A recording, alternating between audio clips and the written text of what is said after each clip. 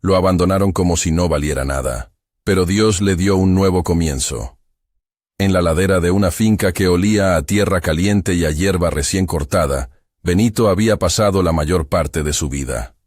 Era un burro de orejas grandes y mirada paciente, de esos que no preguntan, que aceptan el sol y la lluvia igual que cargan el día de trabajo.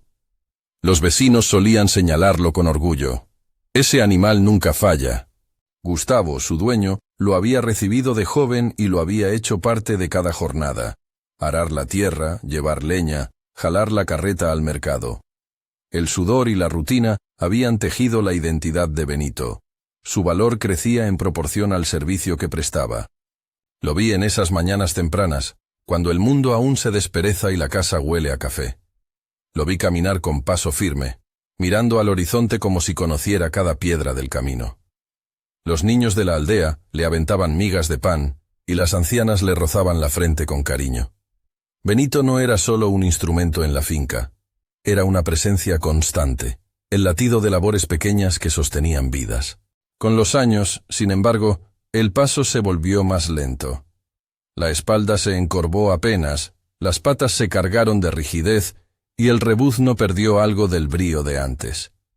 No dejó de trabajar por orgullo ni por resistencia. Dejó de poder hacerlo con la misma facilidad.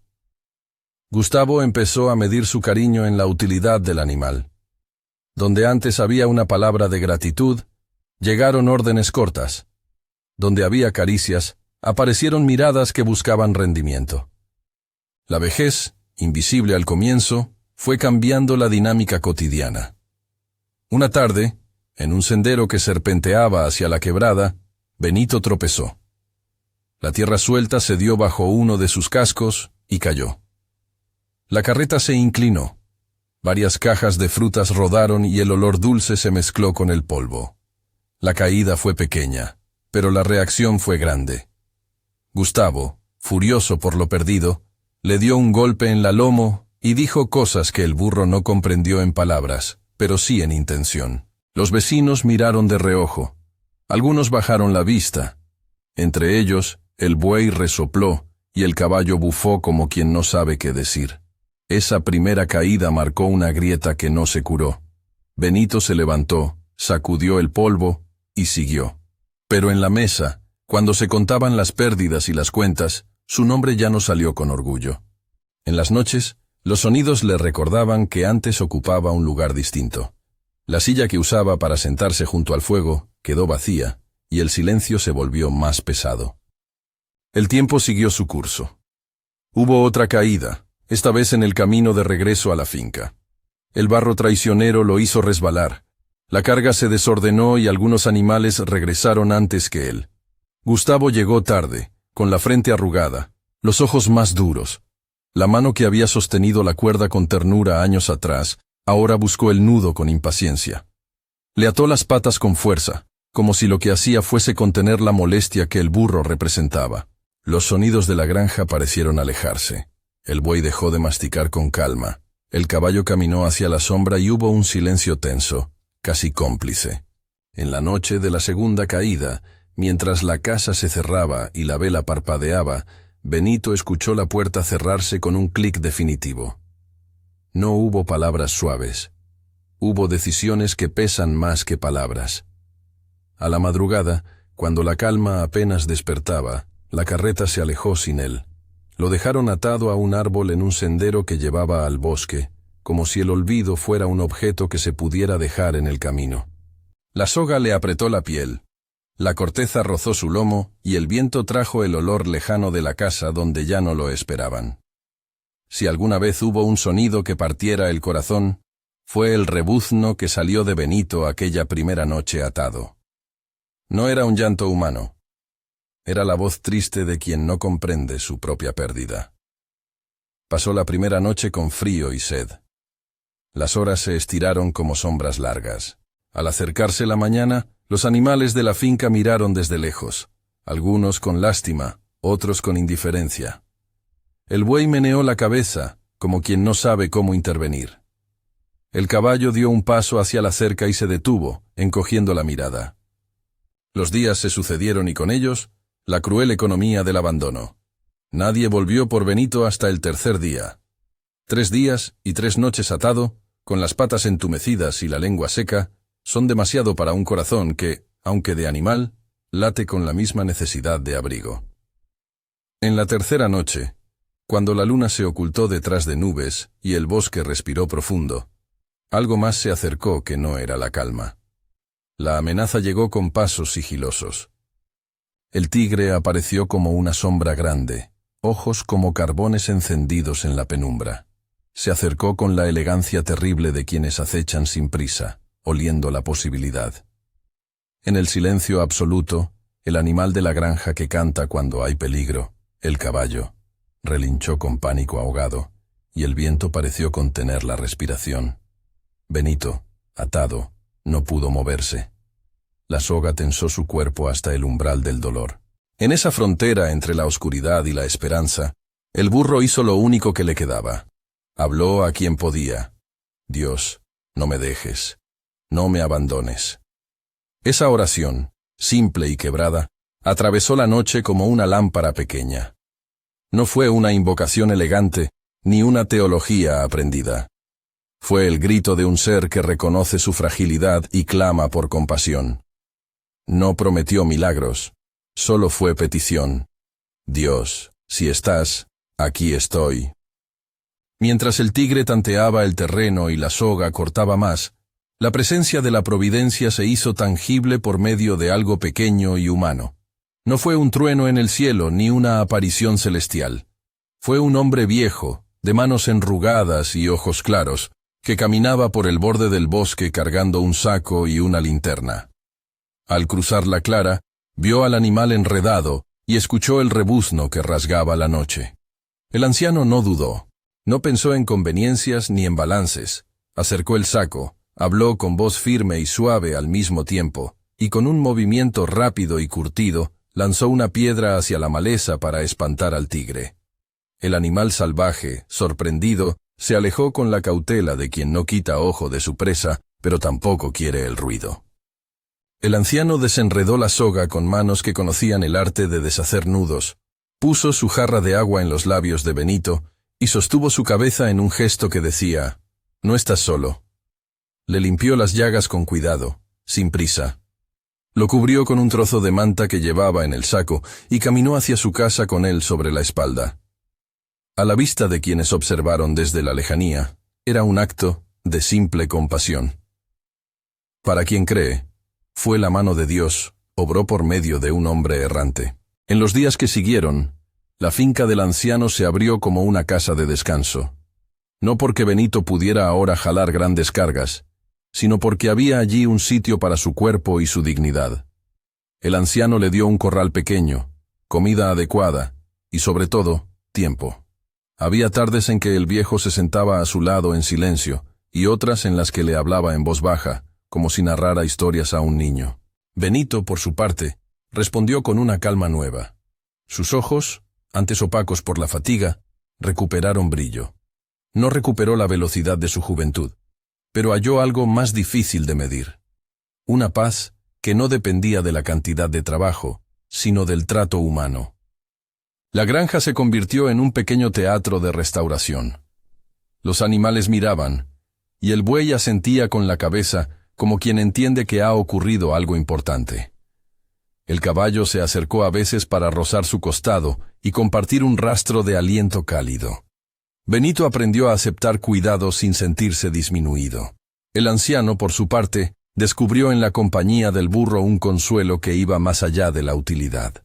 Comenzaron a caminar juntos por los senderos, a recoger agua en la tarde y a sentarse a observar el horizonte.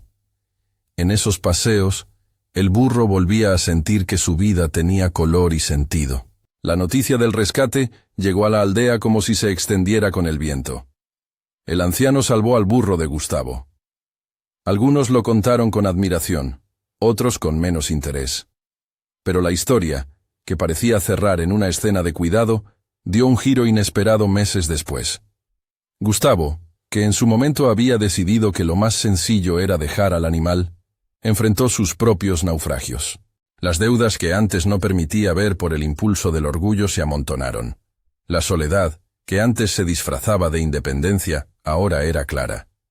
Los mismos vecinos que una vez aplaudieron su eficiencia, empezaron a murmurar. Y en un día de polvo y ruinas, cuando las manos ya no alcanzaron a sostenerlo, Gustavo se encontró ante la cerca de la finca del anciano. Lo que vino después no es una escena de venganza. Es un momento donde la fragilidad humana se muestra y pide perdón. Gustavo, encorvado por los años y la culpa, habló en voz baja. Su voz tembló cuando dijo palabras que, si bien no borran lo hecho, muestran el peso de un corazón que reconoce su falta. Perdóname por lo que hice. No supe amar, no supe cuidar. No buscó justificar lo injurioso, buscó la humildad del arrepentimiento. El anciano lo miró con calma. En su mirada se mezclaba la severidad de quien conoce el daño que se hace y la ternura de quien entiende la condición humana. Benito, que estaba al lado, acercó la cabeza y la apoyó sobre el suelo, como midiendo el pulso del momento. Gustavo se inclinó. Esperó una respuesta que habría podido ser un rechazo total. En vez de esa negación absoluta, ocurrió algo que enseña más de lo que juzga. Benito no regresó con él. La elección de Benito fue clara y tranquila. No hubo un rebuzno de reproche, ni un salto de rencor. Hubo la decisión de permanecer donde había encontrado dignidad. Perdonó, no como quien minimiza la ofensa, sino como quien libera su propio corazón del peso del odio. El perdón de Benito no fue un volver a la servidumbre anterior.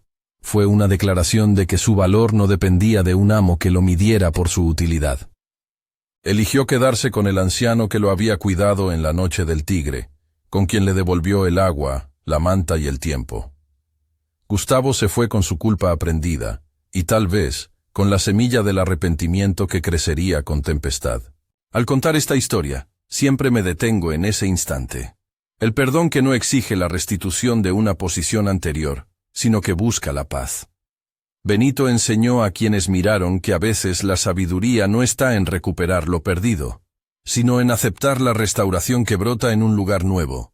La providencia de Dios, en este caso, no vino envuelta en un fulgor milagroso. Vino a través de un hombre de manos gastadas que decidió actuar. Fue la manifestación sencilla de una verdad profunda. Dios obra a menudo por medio de personas que responden con compasión. Hay cosas que conviene decir con claridad. Esto no pretende establecer una regla universal ni una promesa automática. No fue una fórmula mecánica. Si ayudas, Dios arregla. No hay garantías de que cada acto de bondad termine igual para todos. La narrativa que compartimos es un testimonio de cómo la compasión humana puede ser el canal de la intervención divina, y cómo esos gestos pueden transformar vidas concretas. No es una promesa de prosperidad ni una regla teológica. Es una llamada a la misericordia y a la responsabilidad. En la pequeña casa del anciano, las mañanas se volvieron rutina bendecida. A veces lo veía acariciar el lomo de Benito con una paciencia que parecía decir: tu paso no determina tu valor. Había sobremesas silenciosas, donde la radio antiguada cantaba canciones, y la sombra de un pasado doloroso parecía disminuir. Benito, a su vez, devolvía compañía. No necesitaba excusas para acercarse a la mesa y recibir una ración extra o una palabra. La reciprocidad apareció de forma natural. El anciano cuidó al burro, y Benito, cuando las fuerzas del viejo flaqueaban, se quedaba a su lado, apoyando su cuerpo y ofreciendo la compañía simple de estar presente. La historia no termina en la restauración como si fuera un final redondo y pulcro. La vida continuó con sus altibajos. El anciano enfermó por un tiempo, y Benito pareció entender que ahora había que proteger a quien lo había protegido. Los vecinos que antes miraron con indiferencia comenzaron a cambiar su mirada, tal vez avergonzados, tal vez tocados. Algunos traían una bolsa de heno y una sonrisa tímida. Otros solo pasaban y bajaban la vista. Había en el aire una lección firme. Los vulnerables merecen cuidado sin cálculo de rendimiento.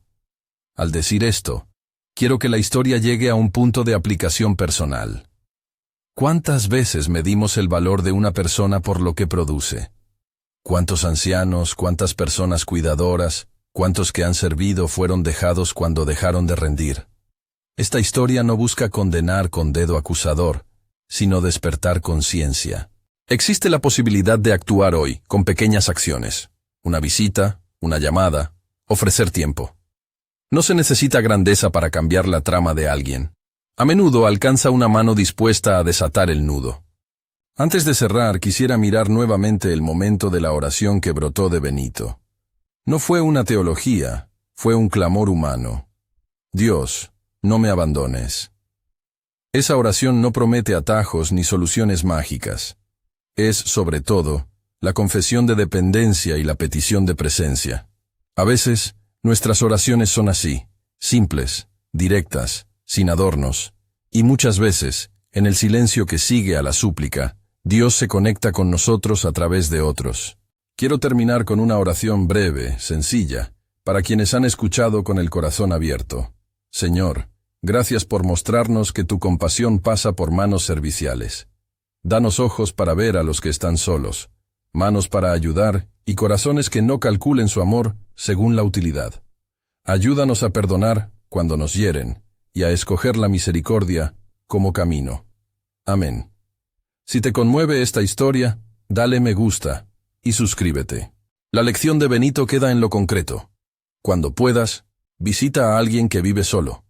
No hables de utilidad, habla de dignidad. Honra a quien te sirvió una vez, aunque esa persona ya no pueda ofrecer nada en retorno. Si tienes delante a alguien como Gustavo, recuerda que la oportunidad de arrepentimiento sigue abierta, pero la dignidad de quien fue herido también tiene sus propios derechos. Si esta historia tocó algo en ti, comenta abajo qué enseñanza te dejó y desde qué país nos miras.